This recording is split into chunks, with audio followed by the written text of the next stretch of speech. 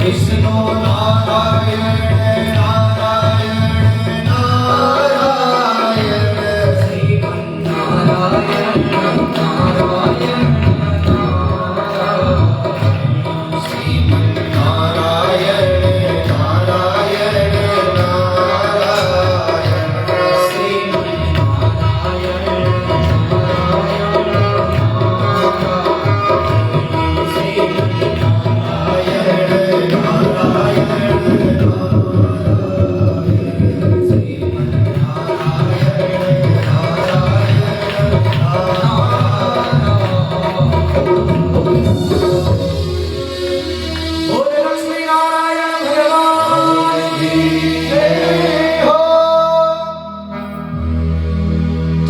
महिमा भगवान की। और अब जब नारद जी को पश्चाताप हुआ भैया कि कैसे मैंने अपने ही स्वामी को इतना बड़ा श्राप दे दिया। और देखो मूल्यवान बात तो यह है कि भगवान इस साप ताप से कोसों दूर होते हैं, लेकिन फिर भी जो है भक्त की लाज रखने के लिए भगवान ने श्राप को भी स्वीकार किया। असली में तो भगवान की ही लीला है, अगले कल्प में जन्म भी लेना है, भगवान ने अवतार लेना है। तो ऐसा भगवान ने श्राप भी स्वीकार किया। नारद जी को बहुत बड़ा पश्चाताप हुआ। तब नारद जी के सामने अब तुरंत भगवान असली रूप में लक्ष्मी नारायण के रूप में प्रकट हुए और भगवान कहने लगे नारद जी से कि नारद जी यह सब कुछ मेरी माया है, यह सब कुछ माया है। और तुम्हारे हृदय में जो अभिमान आ गया था उसी अभिमान को ध्वस्त करने के लिए, उसी अभिमान को निकालने के लिए ही इस माया का प्रपंच मैंने ही रचा था। अब नारद जी को लगा कि भैया तो मुझसे तो बहुत बड़ा पाप हो गया जो श्राप दे दिया। तो नारद जी ने पूछा कि प्रभु अब मेरी मुक्ति का साधन बताओ, मेरी मुक्ति होगी कैसे, इस पाप से मुझे मुक्ति कैसे मिलेगी। फिर भगवान कहते हैं शशैव प्रवरो ब्रह्म माहात्म्यं शंकरस्य ते श्रावयिष्यति सुप्रेत्या शतनामस्तेवं चहि। क्या कहा भगवान नारायण कि भैया तुमने सबसे पहले तो जघन्य अपराध ये किया कि शिव के पास जाकर उनकी ही बात न मानने का। सही कहा था शिव जी ने कि तुम विष्णु लोक में मत जाना और वहां मत कहना, और उनकी आज्ञा की अवहेलना की। तो सबसे बड़ा बात तो ये किया। और इसके बाद यदि तुम मुक्ति पाना चाहते हो तो क्या करो, शिव तीर्थों में विचरण करते हुए श्री नारद जी आप जो है शिव तीर्थों में जाओ, वहां आप क्या करो भजन करते रहो और तीर्थ में आप भ्रमण करते रहो, विचरण करते रहो। गंगा के किनारे, यमुना के किनारे, सरस्वती के किनारे, अलकनंदा के किनारे, सरयू के किनारे, गोमती के किनारे। और यहाँ नारद जी शिव गणों के साथ में तीर्थ के लिए निकल पड़े और कह रहे हैं नारद जी किसको, शिव गणों को, कि भैया देखो तुम लोग क्या हो निशाचर हो जाओगे दोनों। कौन? जो बॉडीगार्ड ने। कौन से निशाचर? एक तो तुम क्या बन लोगे, रावण, और भैया जो तुम दूसरे हो तुम जो क्या बनोगे, कुंभकर्ण। तो यही जो बॉडीगार्ड इसलिए कहते हैं कि चापलूसी कभी नहीं करनी चाहिए, है ना? क्यों? क्योंकि इन गणों ने भी चापलूसी की थी। क्या रे बिल्कुल नारद जी आप जैसा तो जो मक्खन लगाने के चक्कर में होता है उसमें एक दिन पेंट लग जाता है, क्योंकि मक्खन तो निकल भी जाता है लेकिन पेंट कभी निकलता नहीं है। तो ऐसा जो है यहाँ उन्होंने उनको श्राप दे दिया दोनों गणों को।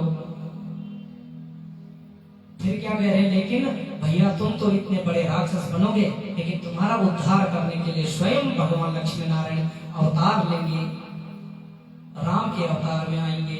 बोलो सीता रामचंद्र भगवान की जय। अब सबसे पहले जो है नारद जी कहाँ चले, श्री ब्रह्मलोक। नारद जी ने कहा कि चलो पहले ब्रह्मा जी से पूछता हूँ, परम पिता है कि महाराज और भी कुछ है कि किस किस तीर्थ में जाऊं, कहाँ जाऊं, क्या करूं। तो नारद जी ने केवल एक ही बात कही, किससे, ब्रह्मा जी से।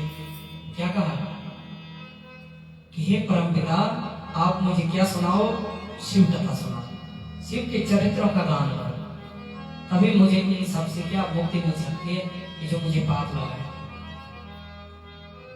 क्योंकि शिव क्या है, दयालु। भाई जीवन लग जाता है भगवान की भक्ति में, लेकिन शिव ऐसे भगवान हैं, महादेव हैं, ऐसे बाबा भोलेनाथ है, इसलिए भोले और भाले। इसलिए एक बार जयदेव भागवत में जो है माँ ने एक राक्षस से कहा, भैया तुम बहुत खतरनाक हो, कैसे, थोड़ी सी तपस्या कर लो, भगवान शंकर प्रसन्न हो गए और ऐसे ऐसे वरदान मांग डालते हो, मेरे तो भोले भाले पति हैं भाई, इनको तो छोड़ दो, भोले भाई दयालु। इसलिए जो है नारद जी ने कहा कि आप मुझे क्या शिव की कथा सुनाओ, शिव चरित्र सुनाओ। ब्रह्मदेव जी कहते हैं, हे पुत्र, शिव पर ब्रह्म है, परमात्मा है। जब कुछ नहीं था इस धरती पर, सारी धरती जलमग्न थी, न सूर्य था, न चंद्र, न दिन न रात, तब भी केवल कौन था, केवल शिव। शिवम सत्यम सुंदरम, शिव ही सत्य है, शिव ही सुंदर, ऐसा ब्रह्मा जी कहते हैं। और वे भगवान शिव ज्ञान स्वरूप अनंत परम ज्योति परमानंददायक हैं, आधार रहित, निर्विकार, निर्गुण, सर्वव्यापी हैं, निर्विकल्प हैं, निरालंब व माया शून्य। माया इनको कभी व्याप्ति नहीं है भैया। इन्हीं भाव को व्यक्त करते हुए गोस्वामी तुलसीदास जी क्या करते हैं, भगवान शंकर की स्तुति करते हैं भैया। क्या कह रहे हैं,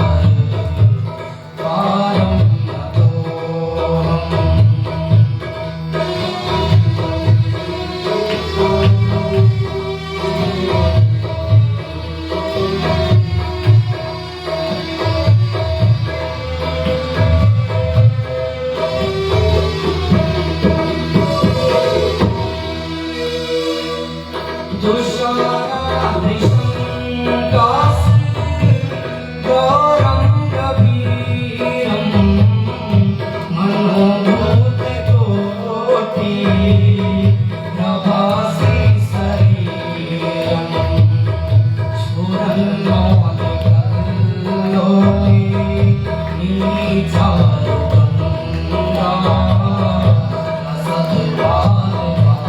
रसद्वारपालेन्दु कण्ठे भुजङ्गा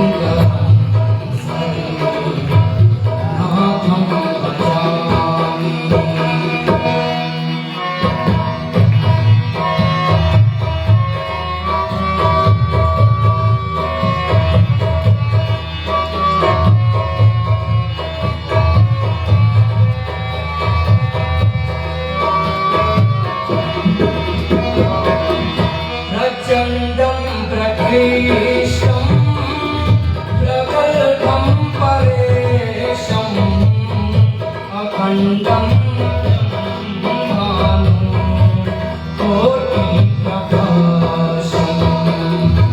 आयासोदनिर्मूलनं सोदपाणिं भजेऽहं भवानी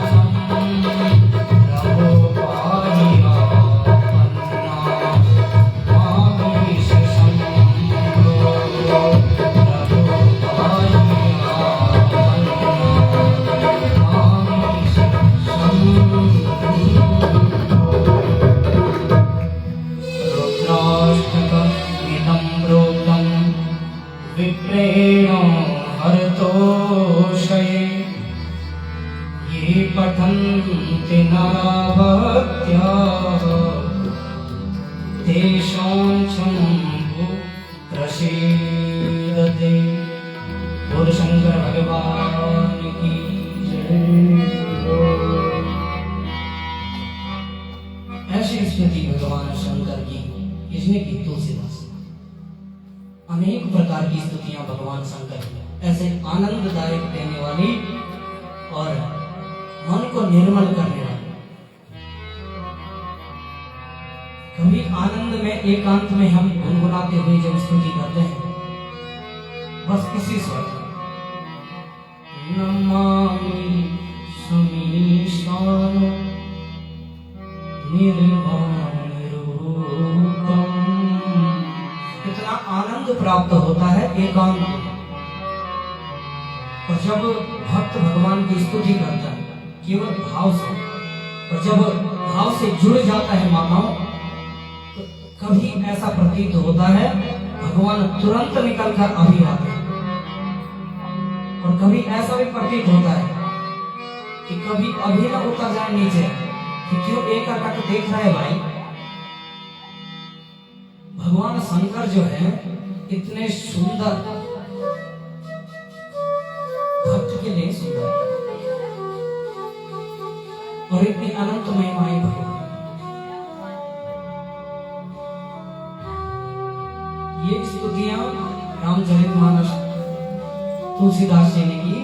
और कौन सुना रहे अभी? ब्रह्मा जी सुना रहे। किसको? नारद जी को, कि भैया ऐसे ऐसे भगवान निर्वाण रूप, निर्वाण रूप। अब देखो तीनों लोगों के स्वामी और ऐसे अवगढ़दानी बने बैठे हैं। फिर कह रहे हैं उन्हीं भगवान सदाशिव ने अपने बिगड़े से मूल प्रकृति, मूल प्रकृति है कौन? माँ आदि शक्ति जगत जननी जगदम्बिका देवी को प्रकट किया। फिर कह रहे हैं पश्चात, उसके पश्चात भगवान शिव ने काशी का निर्माण किया। देखो काशी कितनी है? दो। एक काशी है पूर्व काशी। वो कौन सी काशी है? वाराणसी, जो पूरब की काशी है।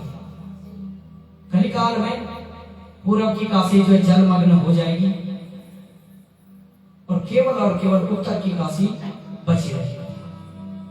आने वाले समय में जो पूर्व की वाराणसी जो काशी है जलमग्न हो जाएगी, जैसे द्वारिका। ऐसे ही जलमग्न हो जाएगी काशी। और उत्तर की काशी जो जहां भगवान शिव स्वयंभू के रूप में है, उत्तर काशी में, वहां जो है भगवान का स्थान रहेगा इस कलिकाल में। ब्रह्मा जी ने कहा, फिर भगवान ने काशी का निर्माण किया। काशी को अविमुक्त क्षेत्र भी कहते हैं, क्योंकि पूरा जब प्रलय हो जाती है, पूरा जब जो है धरती जल में लय हो जाती है, तो उस समय केवल काशी ही रहती है, जहां भगवान सदाशिव अपने आप विराजते हैं। तो काशी आनंददायक है। भगवान काशी से अलग नहीं होते, ऐसे ब्रह्मा जी कह रहे हैं। आनंद का हेतु होने से भी काशी को आनंद वन कहते हैं। भगवान शिव और शिवा प्रेम पूर्वक आनंद वन में निवास करने लगे, ऐसे ब्रह्मा जी कह रहे हैं कि जब जगदम्बा मैया को उन्होंने प्रकट किया, उसके बाद तुरंत जो है वो कहा आनंद काशी में प्रेम पूर्वक रहने लगे। भगवान शिव ने वाम भाग के 10वें अंग पर अमृत का सिंचन किया, जिससे साक्षात भगवान विष्णु प्रकट हुए। और फिर भगवान शिव ने कहा कि आप व्यापक हैं, इसीलिए आपका नाम विष्णु होगा। आप तप करो। 12,000 दिव्य वर्षों तक भगवान विष्णु ने तप किया। देखो एक दूसरे की पूरक है। जैसे भगवान शंकर भगवान किसका जप करते? राम। और भगवान विष्णु शंकर का ध्यान। एक दूसरे के पूरक है सब। तो ऐसे ही दिव्य वर्षों 12,000 दिव्य वर्षों तक जो है नारायण भगवान ने तपस्या करी। और यहीं पर भगवान नारायण की नाभि से कमल की उत्पत्ति हुई। और कमल की जब उत्पत्ति हुई, असंख्य उस कमल में नाल दंड थे। कमल देखा वो सबने? किसने देखा कमल? हाँ, कमल आपके यहाँ होता है, होत रही, बिहार में होत रही कमल, बिहार में कमल होता है। तो हमने भी उधर ही उत्तर प्रदेश में देखा था, मिर्जापुर में पहली बार सरोवर में कमल देखा था 2009-10 में। तो कमल में जो है एक नाल होती है, लेकिन उसमें जो भगवान की नाभि से कमल प्रकट हुआ, उसमें 1000 नाल दंड थे। और उसकी कांति कैसे थी? कनेर के फूल के समान पीले रंग की थी। उसकी लंबाई और चौड़ाई अनंत योजन की थी। अब योजन इतना दूर कि नापना ही मुश्किल है। वह करोड़ों सूर्य के समान प्रकाश में तथा दीपमान नहीं था। यहाँ ब्रह्मा जी किसको सुना रही कथा? देखो, ये कथा तो अब सीधे वहां चल रही प्रयागराज में, तो मूल कथा है जो प्रयागराज में चल रही। सूत जी सौनकादियों को सुना रहे, और दूसरी कथा यहाँ ब्रह्मा जी सुना रहे नारद को कि देखो भैया, ऐसे ऐसे प्रकृति की उत्पत्ति हुई, हम सभी देवताओं की उत्पत्ति कैसे हुई, क्या हुआ क्या नहीं हुआ, वो सब सुना रहे शिव कथा। फिर कह रहे हैं नारद जी से, कोटि सूर्य प्रतीकाशम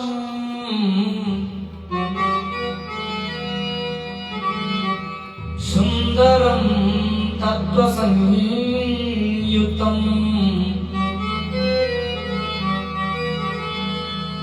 अत्युद्भुतं महारम्यं दर्शनीयं मनोत्तमम्।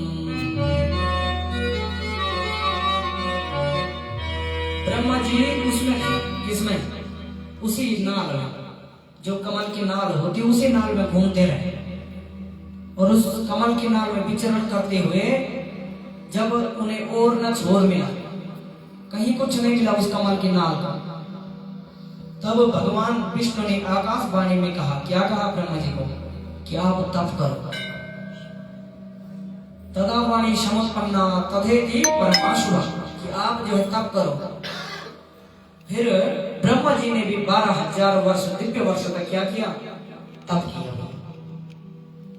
ब्रह्मा जी की तपस्या से भगवान विष्णु प्रसन्न हो गए और विष्णु भगवान प्रकट हो गए। फिर क्या कहा? ब्रह्मा जी कह रहे हैं, शंख चक्र युद्ध करो, गदा पद्म धरा परहा,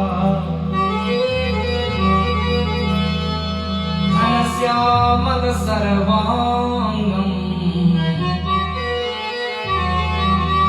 पीतांबर धरा परहा। पीतांबर बोल रहे हैं भगवान, पीतांबर बहुत प्रिय है भगवान को पीतांबर। जब भगवान प्रकट हुए, जब ब्रह्मा जी ने 12,000 वर्ष तक तप किए, उसके बाद भगवान प्रकट हुए और ब्रह्मा जी को दर्शन दिया। तो जब ब्रह्मा जी ने प्रथम बार भगवान को दर्शन किया, तो क्या देखते हैं कि शंख चक्र गदा और पद्म भगवान ने धारण किए हुए हैं। जलचर के समान श्याम वर्ण वाले हैं भगवान। पीतांबर भगवान ने धारण कर रखा है। और ऐसे ही भगवान प्रकट हुए और ब्रह्मा जी चकित हो रहे हैं। और फिर अब ब्रह्मा जी कहते हैं कि आप कौन हैं? श्री कृष्ण जी कहते हैं, हे वत्स, मैं आपका क्या हूं? पिता हूं। मेरी ही नाभि से इस कमल की उत्पत्ति हुई है, और इस कमल के नाल में 12,000 दिव्य वर्ष तक तुम तपस्या ही कर रहे थे। ब्रह्मा जी कहते हैं, हे निष्पाप, मैं समस्त संसार का कारण हूं, जो आप बार बार मुझे वत्स कहकर संबोधित कर रहे हैं। यह ठीक नहीं कि देखो भाई, ब्रह्मा जी कह रहे हैं, अब देखो वही स्थिति आगे जो पहले थी, जो कथा हम पहले सुना चुके थे। अब यहाँ केवल विस्तार नहीं लेंगे। जो हम पहले दिवस, दूसरे दिवस में हमने ब्रह्मा और विष्णु जी का जो अहंकार था, दोनों का युद्ध छिड़ चुका था। तो यहाँ सृष्टि की उत्पत्ति बता रहे हैं नारद जी को ब्रह्मा जी, कि भाई ऐसा ऐसा हुआ। फिर जो है दोनों में जो है अंतर्द्वंद हो गया कि एक ने कहा मैं पिता, दूसरे ने कहा मैं पिता, और वही स्थिति आ गई। फिर ब्रह्मा जी ने पूरी कथा नारद जी को सुना दी कि हम दोनों के बीच में इतना क्रोध हो गया, युद्ध हो गया। फिर जो है भगवान शिव ने अपनी माया से जो है लिंग के रूप में प्रकट हो गए, और भगवान शिव जो है शिवलिंग के रूप में प्रकट होने के बाद हम दोनों उनकी स्तुति करने लगे। और फिर से भगवान ने हमको क्या कहा? भगवान ने कहा, श्री हरि, हे ब्रह्मदेव, आप दोनों मेरे ही रूप हैं, आप दोनों जगत की सृष्टि और पालन करें। ऐसा हमको क्या किया? उपदेश किया। किसने किया? भगवान शिव ने विष्णु जी को और ब्रह्मा जी। और ये कथा चल रही ब्रह्मलोक में, नारद जी सुन रहे हैं इस कथा को। फिर क्या कह रहे हैं?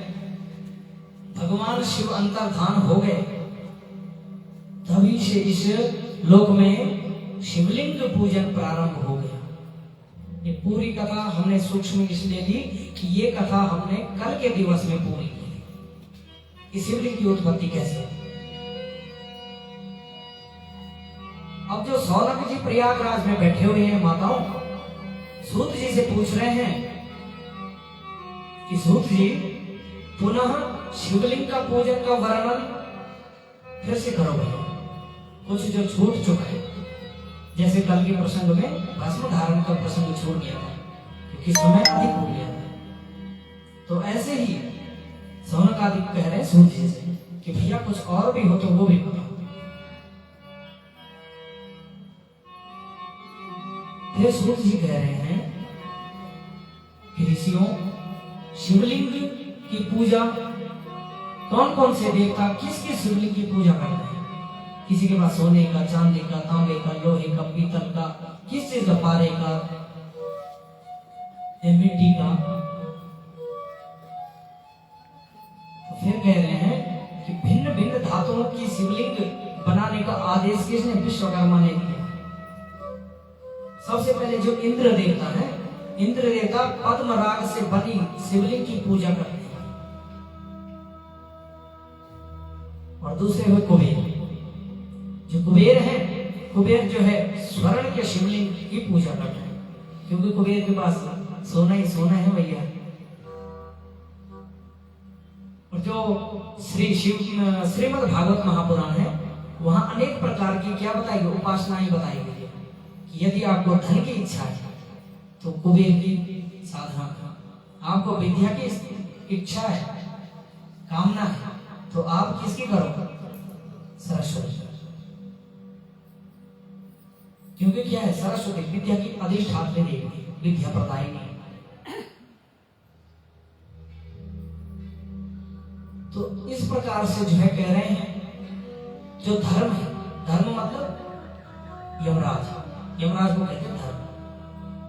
जो धर्म है वो पीत वर्ण पुखराज का शिवलिंग बनाकर उसकी पूजा करते हैं। और जो वरुण है, वरुण भगवान कौन है? जो जल में रहते हैं, जल में निवास करते हैं। कभी भी हम किसी नदी में, किसी सरोवर में, गंगा आदि में जाते हैं और वहां स्नान करते हैं, तो सबसे पहले भैया वहां पैर न टिकाओ, सबसे पहले वहां हाथ से जल को स्पर्श करो, इस प्रकार कि हम अनैतिक समय में आकर भी कहीं स्नान न कर रहे हो और वहां वरुण देव न सो रहे हो और वहां हम बिल्कुल प्रवेश करते हैं। हमने आज भी कई ऐसे बहुत से सज्जनों को देखा है, माताओं को भी देखा है, जहां उत्तर काशी में गंगा की जो निर्मल धारा बहती है, वहां पुल बना हुआ है नदी के ऊपर, गंगा नदी के ऊपर। तो काफी ऐसी महिलाएं देखी मैंने और माताएं, काफी बुजुर्ग लोग जो पुल के उस पार ही जूते खोलकर हाथ में ले लेंगे और 10 बार जो है गंगा जी को प्रणाम करते, फिर उस जूते को हाथ में बिल्कुल छिपा कर ले जाते। ये है भक्त की कला। ऐसे ही हमें जो है, जो वरुण देव है, जो जल में निवास करने वाले हैं, श्याम वर्ण की मणि, उसका शिवलिंग बनाकर फिर शिव भगवान की पूजा आराधना करते हैं भैया। और जो विष्णु भगवान है, इंद्र नीलमणि से बनी लिंग की पूजा करते हैं। लक्ष्मी जी स्फटिक लिंग की पूजा करती है। ब्रह्मा जी सुवर्ण लिंग की पूजा करते हैं। जो ब्रह्माणी है रत्नमय लिंग की पूजा करती है। और जो अश्वनी कुमार है वो किसकी पूजा करते हैं? पार्थिव शिवलिंग की। और यही गृहस्थियों के लिए बताया गया है भैया। पार्थिव समझे आप? मिट्टी का शिवलिंग। मिट्टी का शिवलिंग जो है सर्वोत्तम माना गया है गृहस्थियों के लिए, गृहस्थ जीवन के लिए। जैसे हमने बताया कल कि भैया अगर घर में शिवलिंग रखना है तो अंगुष्ठ मात्र, एक अंगूठे के बराबर, और अंगूठे के बराबर भी ना रखो तो बढ़िया है। क्यों? क्योंकि जब भी आपका मन करे आप मिट्टी से बना सकते हो, लेकिन अब तो मिट्टी रही नहीं, सारी जगह टाइल लग गई, ये लेंटर पड़ गए, तो मिट्टी तो है नहीं, तो बढ़िया है अंगुष्ठ मात्र रखो शिवलिंग। और जो देवी दुर्गा है मक्खन से बने शिवलिंग की पूजा करती है। और जो योगी जन है वो भस्म के शिवलिंग बनाते हैं और फिर उसकी पूजा करते हैं। जैसे महाशिवरात्रि जब आती है तो बल्कि सभी को बधाई, आज ही महाशिवरात्रि है श्रावण मास की। और जो महाशिवरात्रि आती है उस महाशिवरात्रि में आप जो है काशी विश्वनाथ की जब भस्म होली देखेंगे तो उसमें शिवलिंग की पूजा की जाती है, भस्म ही भस्म से। तो इसलिए यहाँ शिव महापुराण में कहा गया कि जो योगी साधु जन होते हैं वो भस्म का शिवलिंग बनाते हैं और फिर उसकी पूजा करते हैं। ब्रह्मदेव जी कह रहे हैं, हे नारद, शिवलिंग के स्थूल और सूक्ष्म ऐसे दो रूप हैं, एक छोटा है एक बड़ा, अलग अलग रूप है। जिसको शिव भगवान के निराकार रूप का ज्ञान प्राप्त हो गया उसे मूर्ति पूजा की आवश्यकता नहीं होती है। और वो कौन होता है? वो हम लोग नहीं होते हैं जो दिन रात माया फंसे हुए। वो लोग होते हैं माताओं, जो लोग जो है बर्फ की चोटी में बैठकर जो भगवान की आराधना कर रहे हैं, वो साधु जन होते हैं, वो योगी जन होते हैं। हम सभी लोग तो माया में ही फंसे। क्योंकि एक साधु जी ने कहा, माया को हर कोई भजे, माधव भजे न को, जो कदापि माधव भजे, माया तेरी होई। साधु जन कहते हैं पहले माया का छोड़, माधव को भज ले, माया तो चली आएगी खुद पीछे से। जैसे राजा बलि की यहाँ जो भगवान कहाँ चले गए थे? राजा बलि के यहाँ क्या बन गए थे? द्वारपाल। और लक्ष्मी वहां ही पहुंच गए। लक्ष्मी ने कहा, भैया ये तो गड़बड़ हो गया, तो मेरा पति तुम्हारे यहाँ और मैं अकेले बैकुंठ में कैसे रहूंगा? मैं तो नित्य भगवान के चरण दबाती हूँ, और जिन भगवान के मैं चरण दबाती हूँ और तुम्हारी यहाँ और द्वारपाल बने बैठे। अब कोई बड़ा लाला, सेठ लाला हो और उसको जो है कहीं यहाँ मंदिर की सफाई करने लगा तो सब लोग देखेंगे एक बात, आज तो गड़बड़ है कुछ। ऐसे ही भगवान को वहां द्वारपाल देखकर लक्ष्मी जी वहीं पहुंच गई। फिर लक्ष्मी जी ने क्या किया कि बलि को क्या बना लिया? भाई। तभी से ये राखी वाला जो त्योहार है तभी से चल पड़ा मेरे भाई। यहाँ जो है इसलिए कहते हैं साधु संत कि माया को मत भजो, माधव को भजो। माया तो अपने आप चली आएगी। और हम सभी लोग माया में ही फंसे रहते। तो ऐसे ही कह रहे हैं कि उससे जो है, जो भगवान की योगी जन होते हैं उन्हें मूर्तियों की आवश्यकता नहीं होती। क्यों नहीं होती? क्योंकि उनको अभिलाषा नहीं होती। हम लोग यदि कथा सुनने आए हैं, मंदिर में आए हैं, आए हे भगवान मेरा बेटा फलानी जगह पढ़ता है, 75%। मेरा पति विदेश में है, मेरा पति आर्मी में, मेरा पति सेब की फैक्ट्री में है, तो बिल्कुल इस बार तो तिगुना आना चाहिए मोटा माल। तो इसी माया में हम लोग फंसे हो। तो इसलिए हमको किस चीज की जरूरत है? पाद्य, अर्घ्य, आचमनी, गंध, अक्षत, पुष्प, धूप, दीप, नैवेद्य, ये आवश्यकता हमको है। जैसे आरती में क्या था, तेरा तुझको अर्पण किया लागे मैंने, कि प्रभु मुझसे तो कुछ नहीं होता, एक केला ही चढ़ा लेता हूँ, इससे ज्यादा तो होता नहीं मेरे से। 50 पेटी सेब की हो रही है, एक दाना सेब चढ़ाना है प्रभु, भाई वो 150 पेटी होनी चाहिए। अब भगवान के नाम पे एक दाना है, अब एक दाने में 50 पेटी कैसे देगा भगवान? भगवान ने सोचे वाह रे भगवान। तो हम लोग इस माया में जब फंसे हुए हैं, तो हम लोगों को आवश्यकता होती है मूर्ति की, हम लोगों को आवश्यकता होती है टीके चंदन की। जो योगी जन होते हैं माताओं, उनको आवश्यकता नहीं है। ऐसे ही कह रहे श्री महाप्रभु,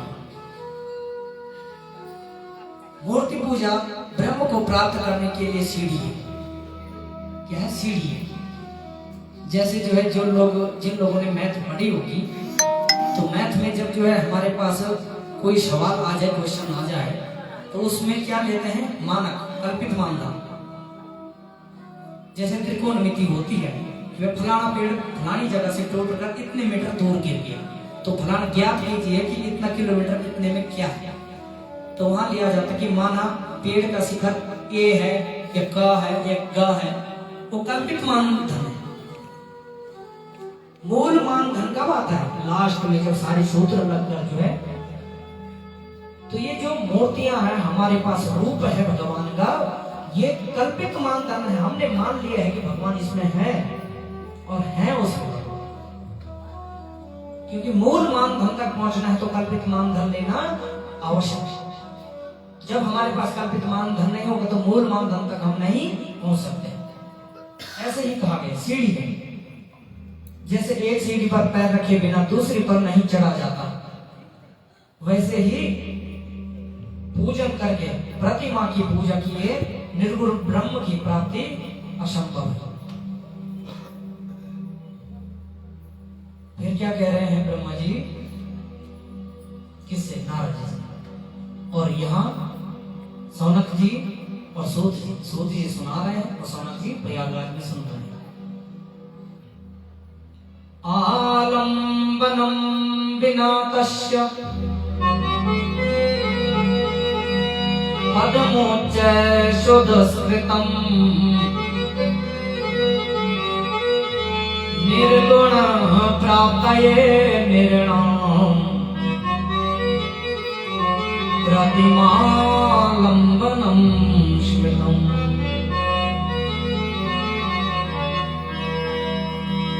क्या कह रहे हैं? अरे अगर भगवान के मूर्ति की पूजा नहीं करेंगे, तो गंध चंदन आदि व्यर्थ हो जाएंगे। किसको लगाएंगे ये गंध चंदन? अब हम भी तभी लगाते थे भगवान को सुबह लग जाता है, ऐसा नहीं सोचते अपने आप ही लपोटी है। पहले भगवान का पूजन अर्चन करके, कभी भी चंदन लगाना पहले भगवान को चढ़ा दो, फिर जो बचा वो लगा। वो भगवान का बचा हुआ ही आपके लिए चरण रज बन जाता है। जब भी हम स्नान करने जाओ, तो स्नान करने पर भी जो बाल्टी में पानी होता है, उसको थोड़ा सा हाथ में लो, और हाथ में लेकर जो है भगवान का नाम ऐसे घुमाकर 2-3 बार वो फिर चंदन करना। क्यों करना चाहिए? क्योंकि शास्त्र कहता है स्नानम ध्यानम तपो होमो देवता पितृ कर्म चा तत्फलम निष्फलम याति नाटे तिलकम बिना। माताओं, यदि हम लोग स्नान कर रहे हैं, तो यदि स्नान का फल लेना है, तो सबसे पहले स्नान के लिए टीका लगाना आवश्यक है। तो इसलिए उस जल का भी टीका लगाना चाहिए। स्नानम, अगर हम ध्यान कर रहे हैं भगवान का, और माथे पर तिलक नहीं है तो भी हमें फल की प्राप्ति नहीं होगी। स्नानम ध्यानम तपो हो, अगर हम तप कर रहे हैं और माथे पर तिलक नहीं है तो उस तप का भी हमें फल प्राप्त नहीं होता है। अगर हम लोग हवन तप जप कर रहे हैं, पूजा पाठ कर रहे हैं, माथे पर तिलक नहीं है तो भी हमें फल की प्राप्ति नहीं होगी। क्यों? स्नानम ध्यानम तपो होमो देवता पितृ कर्मचा, देवताओं की पूजा करो पर माथे पर तिलक हो। पितृ कर्मचा, पितरों की पूजा करो, अपने पूर्वजों की पूजा करो तो माथे पर तिलक होना चाहिए। अगर नहीं है तत्फलम निष्फलम याति, उनका सबका फल निष्फल हो जाता है, फल नहीं मिलेगा। ललाटे तिलकम बिना, ललाट में तिलक होना आवश्यक है। और आजकल देखो तब तक आदमी मानता नहीं जब तक भूगत बाबा से पूछा नहीं। पाया तो बढ़िया सर्च करेंगे कि पंडित जी बोल रहे थे सूर्य लेके है कि नहीं, तो बिल्कुल सर्च कर दो। इतना सभी लोग जानते हैं तिलक इसलिए लगाया जाता है, तिलकम महत्पुण्यम, तिलक जो है महापुण्यदायक होता है। यहाँ जहाँ तिलक लगाते हैं ये आज्ञा चक्र होता है। चंदनम शीतलम लोके, चंदन जो है शीतलता प्रदान करने वाला होता है। चंदन लगाने से हमारा जो मस्तिष्क है एकाग्रचित होता है। इसलिए जो है सभी कार्यों के लिए आवश्यक है कि हमें चंदन सबसे पहले ही लगाना चाहिए। इसलिए कह रहे अगर जो है भगवान की हम पूजा नहीं करें तो टीका चंदन सब व्यर्थ हो जाएगा, कौन और किसको लगाएंगे ये सारी चीज। फिर क्या कह रहे हैं, यावद गृहाश्रमे तिष्ठे तावदाकार पूजनम कुर्यात् श्रेष्ठस्य सुप्रीत्या सुरेशो खलु पंचसु। अर्थात जब तक मनुष्य गृहस्थ आश्रम में रहे तब तक प्रेम पूर्वक 5 देवताओं की पूजा करनी चाहिए भैया। 5 देवता कौन कौन से? गणेश, अष्ट सिद्धि है ना, तो गणेश भगवान की पूजा करनी चाहिए गृहस्थियों को। फिर दूसरे सूर्य भगवान, सूर्य कौन है? प्रत्यक्ष देवता, प्रत्यक्ष देवता के भी हमें पूजा करनी चाहिए। तीसरे विष्णु भगवान, फिर आए शिव भगवान, और 5वें तथा देवी की पूजा हमें करनी ही चाहिए। क्यों? सब चीज की हम पूजा कर लें, अगर देवी की पूजा न करें तो क्या हो जाएगा? यो न पूजयते नित्यम, देवी भागवत में कहा, क्या कहा? यो न पूजयते नित्यम चंडिकां भक्तवत्सलां भस्मीकृत्य च पुण्यानि निर्दहेत् परमेश्वरी।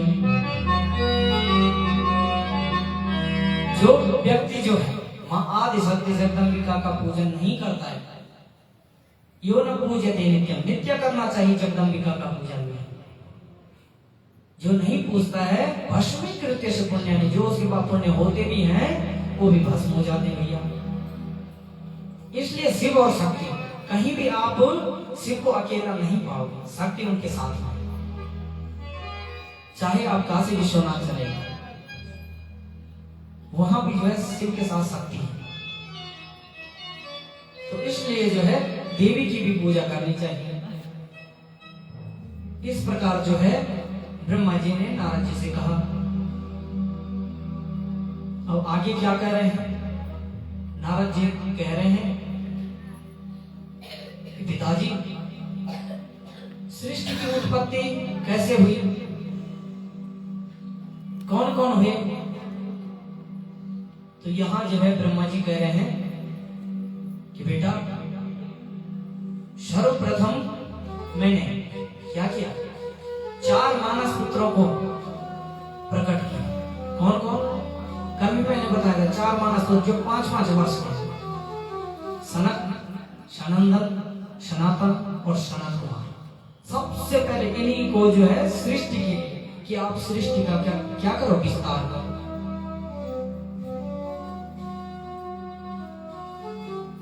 ब्रह्मा जी कह रहे हैं उन्होंने सृष्टि विस्तार में मेरा सहयोग नहीं किया, क्योंकि उन्होंने क्या किया, उन्होंने कहा कि पिताजी हम लोग भजन करेंगे, भगवान का भजन करेंगे, हम सृष्टि इस मोह माया में फंसने वाले नहीं। नारद जी ने कहा कि ब्रह्मा जी ने कहा नारद जी उसी समय मुझे क्रोध आया, और जैसे ही क्रोध आया तुरंत जो है मेरी भ्रिकुटी से साक्षात भगवान रुद्र के रूप में प्रकट हो गए। बोल शंकर भगवान की। अब रुद्र भगवान के रूप में प्रकट हो गए। देखो भगवान शंकर के अनेक रूप हैं, और रुद्र के रूप में जैसे ही प्रकट हुए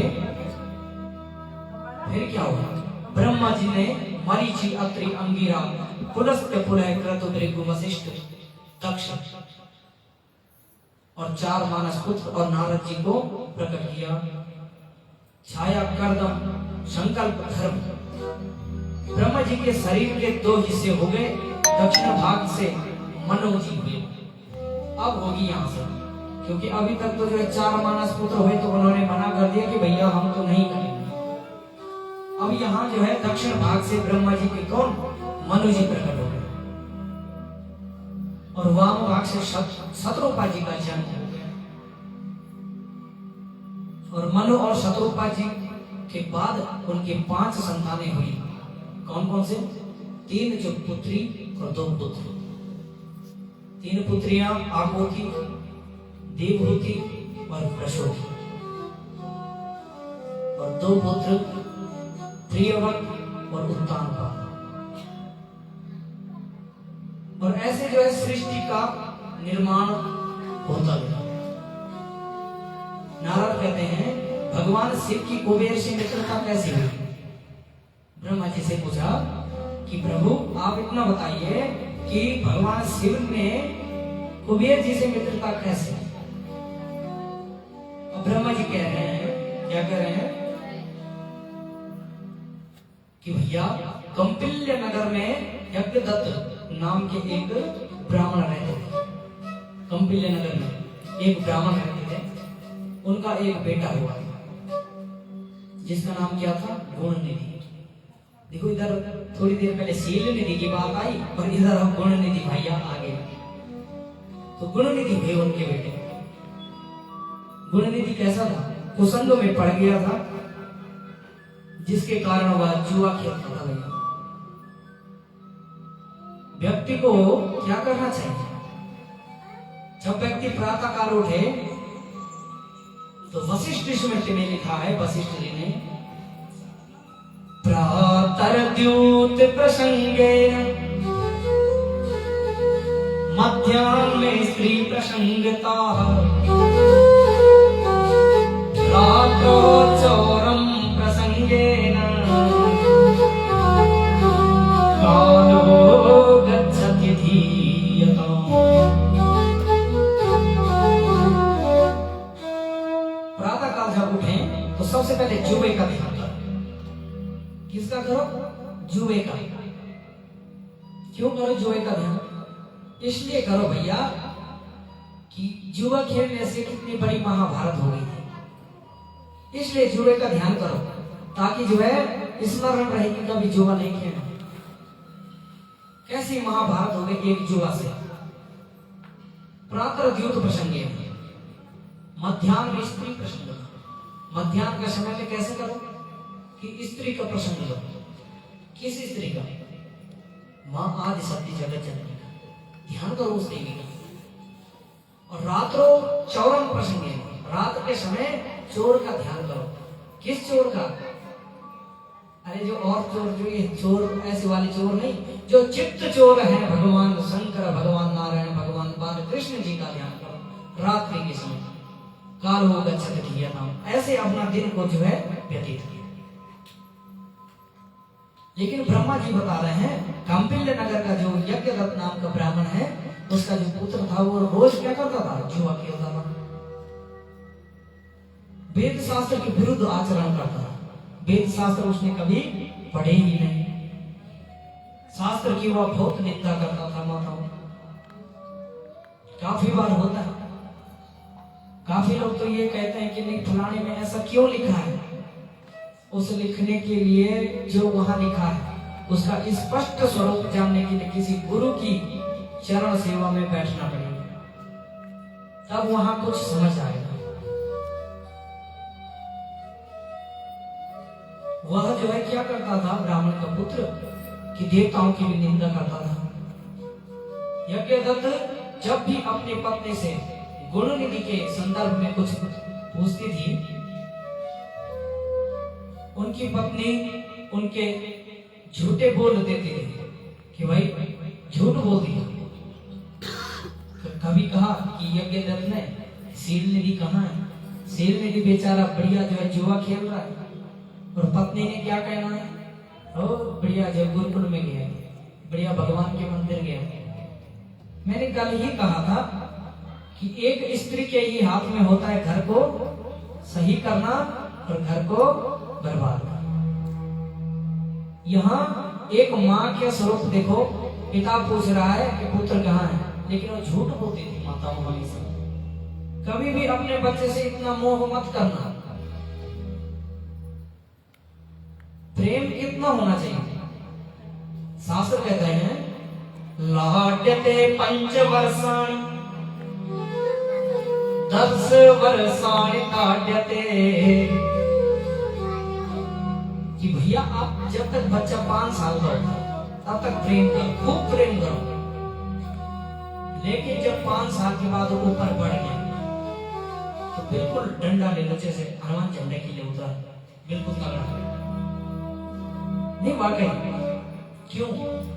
क्योंकि अगर आपने 5 साल के बाद डंडा नहीं लिया माताओं, तो उसके बाद जब 15 साल का वो हो जाएगा तो उसके बाद वो डंडा लेगा, और वो डंडा लेगा तो फिर हमारी सहन शक्ति खत्म। फिर चले हम पंडित जी, मेरा बेटा सुनता नहीं है। अब सुनना कहाँ था, जब उसने सुनना था तब हमने सुनाया नहीं। तो इस प्रकार से यहाँ ऐसे ही उसकी माँ झूठ बोल देती थी। कौन? शील निधि की माता अपने पति से, और कह देती थी कि गुण निधि देवताओं की पूजा कर रहा है भाई। अब बताओ, गुण निधि तो बढ़िया बैठा वो शराब के अड्डे में है, और गुण निधि की माँ कह रही कि वो तो बढ़िया जो है भगवान की पूजा कर रहा है। इस प्रकार माँ हमेशा गुण निधि को जो दोष थे सबको छिपा देती है। जब समय के अनुसार जो है यज्ञदत्त ने अपने पुत्र का विवाह भी संपन्न कर दे तो शादी भी हो गई। अचानक से चटमंगनी और फट गया, इधर शादी भी हो गई। एक दिन माँ ने अपने पुत्र को समझाया, हे पुत्र, तुम अपने कुल की प्रतिष्ठा पर कलंक मत लगाओ।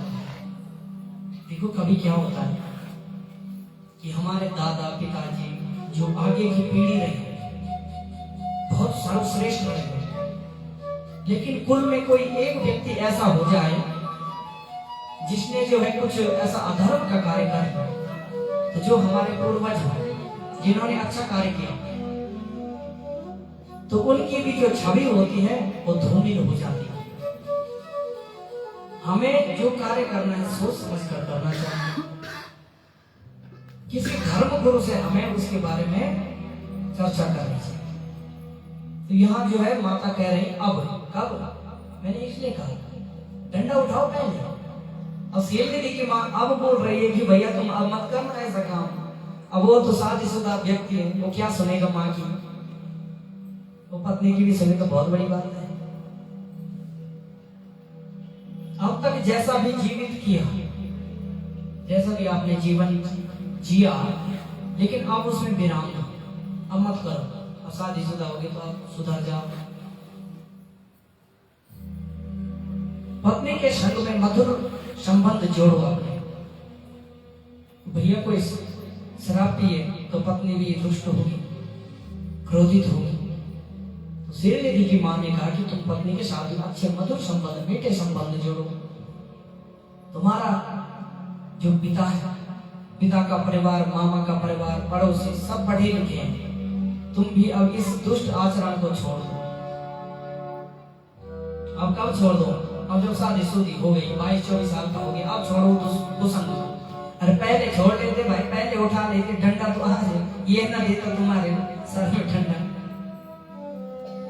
तो ऐसा गुणनिधि की मां ने कहा। अब गुणनिधि भी कह रहा है, क्या कह रहा है कि मां मैंने कभी किसी दुष्ट कार्य को किया ही नहीं। लो जी, आज तक तो यार दिन रात जुआ खेलता रहा, शराब पीता रहा, गुरुजनों की अवहेलना करता रहा, आज कह रहा है मैंने कुछ किया ही नहीं। फिर शिवनिधि की मां ने कहा मैंने कभी किसी दुष्ट पुरुष की ओर आंख उठाकर भी नहीं देखा। इस प्रकार से जब जो है गुणनिधि ने सुना, गुणनिधि दान आदि में मिलने वाली अंगूठी आदि को जुआरियों को बेच देता था। जो उसके पुजारी पिताजी थे वो क्या थे, ब्राह्मण। तो ब्राह्मण को जो कुछ होता दान में ही मिलता, तो दान में जो कुछ मिला हुआ रहता था, अंगूठियां आदि जो कुछ थोड़ी बहुत मिली हुई होती थी, वो सब जुआरियों को बेच देता था। एक दिन यज्ञदत्त ने एक जुआरी के हाथ में अपनी अंगूठी को देख लिया। यज्ञदत्त जी ने जब उस जुआरी से अंगूठी के बारे में पूछा तो उस जुआरी ने क्या कहा, जुआरी ने कहा कि भैया यह आपके पुत्र ने मुझे दी और मैंने क्या दिया है उसे, वस्त्र जो मैंने यज्ञदत्त को दिए। उसके पुत्र ने जुआरी को जो कुछ बेचा हुआ था उसके बदले जुआरी ने भी उसे जुए में हराया था। जब जो है यज्ञदत्त ने ये सब देखा तो यज्ञदत्त बहुत क्रोध हो गया और क्रोधित होकर जो है वो घर में आ गया। और जैसे ही घर आया तो उसने तुरंत अपनी जो है जो पहली सीढ़ी दी तो वो चढ़ी, तो उसे ध्यान आया कि क्यों ना जो बाहर से आवाज लगाई जाए, किसको, अपनी पत्नी को।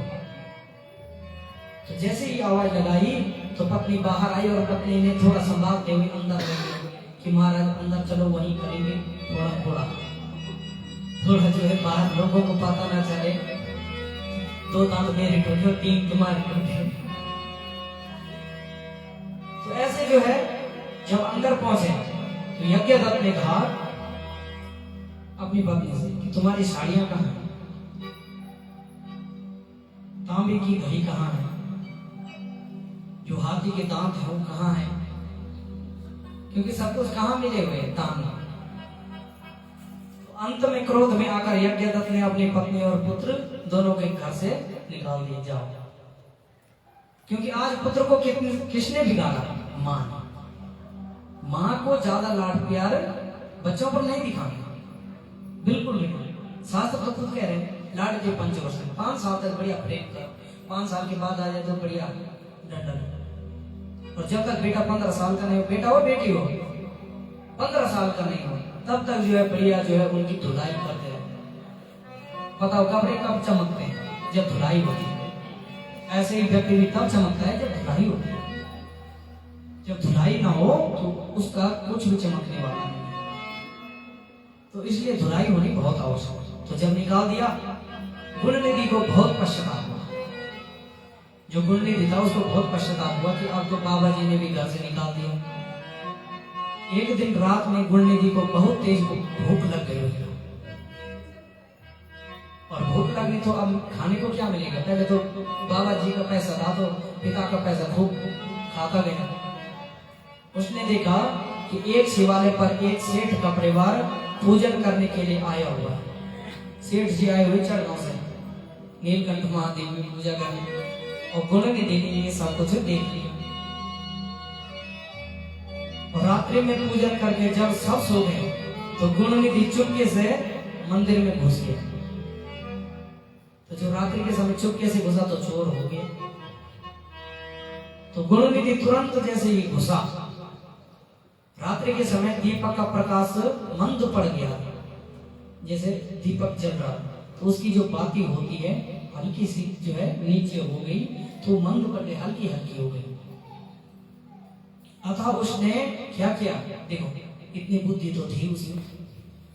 उसने अपने वस्त्र को फाड़ कर और उसकी एक बत्ती बना दी और उसी दीपक में लौ जला दी। और जैसे ही उन्होंने उस वस्त्र से दीपक को जला दिया, प्रकाशित कर दिया। गुणनिधि ने क्या किया, मंदिर में चढ़ाए हुए पकवानों को लेकर भाग रहा था। केला, संतरा, आम, सेब, है ना, तो ऐसे मिठाई वगैरह सब कुछ लेकर चल रहा था। किंतु अचानक उसके पैर के आघात से कोई सोया हुआ व्यक्ति उठ गया। और जब सारे लोग, इतने लोग मान लो लेट जाए, सो रखे हो, अचानक से कोई जो अंधेरे में भाग रहा हो तो ठोकर तो लगेगी, और ठोकर लग गई। अचानक से दूसरा व्यक्ति खड़ा हो गया। अब जब दूसरा व्यक्ति खड़ा हो गया तो उसने बोला, बेटा आज तो ढंग से फंसा बेटा। तो सबने उसको पकड़ लिया और बड़े जोर जोर से जो है उसे मारने लगे। अब गुणनिधि जो है चिल्लाने लगा। अंत में पूर्व रक्षकों ने गुणनिधि को पकड़ लिया और इतना मारा कि गुणनिधि की क्या हो गई, मृत्यु हो गई। इसको क्या कहते हैं, पंचायती मार। एक तो होती है पर्सनली मार और ये थी पंचायती मार। तो भैया वहां गुणनिधि की मृत्यु हो गई। यमदूत जो है गुणनिधि को जब यमलोक ले जाने लगे, उसी समय शिवगण वहां आ गए। शिवगण बोले, हे यमदूतों, इसने अपने उत्तरीय वस्त्र से, जो वस्त्र फाड़ा था गुणनिधि ने, वो दीपक में लगाकर शंकर भगवान के शिवालय में क्या कर दिया था, प्रकाशमय कर दिया था। इसलिए हमारा तुम्हारा अधिकार नहीं रह जाता है। और जो शिव भगवान की गण आए थे, उन्होंने एक दिव्य विमान लिया और दिव्य विमान में जो है किसको, गुणनिधि को बिठा लिया और कहां चल पड़े, सीधे शिवलोक की तरफ। और गुणनिधि को जो है शिवलोक में ले गए और वहां जो है भगवान शंकर का दर्शन करके गुणनिधि क्या हो गया, पावन और पवित्र हो गया। बोलो शंकर भगवान की। तो गुणनिधि को अगला जन्म भी मिला।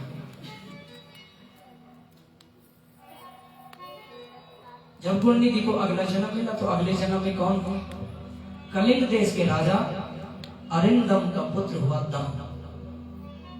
दम दुष्टों का दमन करने वाला था। अब उसको सद्बुद्धि दिया है, कब, जब भगवान के परम पवित्र चरणों में पड़ा। राजा दम शिवालय में दीपदान के अतिरिक्त और कोई धर्म नहीं मानता। शिवालय में क्या करना, दीपदान। जैसे अयोध्या में करोड़ों दीप जलाए गए, है ना, तो ऐसे ही जो है दीपदान करते हैं। राजा दम अगले जन्म में अलकापुरी के राजा कुबेर हुए थे। देखो तीसरा जन्म हुआ सीधे कुबेर में। कब हुआ, जब भगवान के चरणों में पड़ा। कुबेर ने काशीपुरी में आकर 10,000 वर्ष तक कठोर तप किया, जिससे भगवान शिव और पार्वती के साथ प्रकट हो गए। माता पार्वती को देखकर कुबेर माता पार्वती से ईर्ष्या होने लगे। क्यों होने लगी, अहो रूप महो प्रेम सौभाग्यम श्रीरहो कृष्ण। कुबेर की बाईं आंख फूट गई, क्योंकि जब ईर्ष्या हो गई माता से तो कुबेर की बाईं वाली आंख फूट गई। तब भगवान शिव ने पार्वती जी से कहा, हे देवी, यह तुम्हारा ही पुत्र मान के रखो, यह तुम्हारा ही पुत्र है कुबेर, और उस पर कृपा करो। शिव जी ने कुबेर से कहा, तुम समस्त निधियों के स्वामी और धन के दाता हो, जाओ, मेरे साथ तुम्हारी मैत्री सदैव बनी रहेगी और तुम्हारी और मेरी मित्रता हमेशा रहेगी। मैं अलकापुरी के पास ही निवास करूंगा। किसने कहा, शंकर भगवान। मैं अलकापुरी के ही पास निवास करूंगा। अंत में कुबेर ने माता पार्वती और भगवान शिव को प्रणाम किया। कैसे किया, आत्मा त्वं गिरिजामति सहचरा प्राण शरीरं गृहम् पूजाते विषयोपभोग रचना निद्रा समाधि स्थितिः संचारः पद पदयो प्रदक्षिण विधि स्तोत्राणि सर्वा गिरो।